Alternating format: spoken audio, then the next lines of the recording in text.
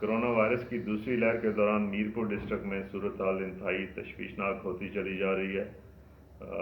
इस दौरान 400 से ज़्यादा लोग जो हैं इस मुज़ी वबा का शिकार हो चुके हैं और 20 से ज़्यादा अमवात हो चुकी हैं। देखने में आया कि आम पब्लिक जो है वो मास्क का इस्तेमाल कर रही है, लेकिन दूसरी जानब ये स्प्रेड जो है इतनी तेज़ी से फैल रहा है कि अल्लाह ना करे आइंदा चंद दिनों में ऐसी सूरत हाल हो जाए जो हुकूमत के कंट्रोल में ना रहे।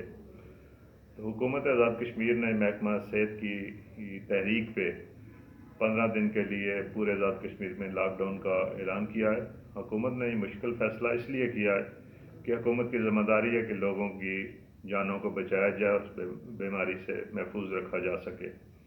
लॉकडाउन के दौरान हुकूमती अहकामात पे पूरी तरह अमल कराया जाएगा और जो भी इसकी खिलाफ वर्जी करेगा उसके खिलाफ सख्त एक्शन लिया जाएगा।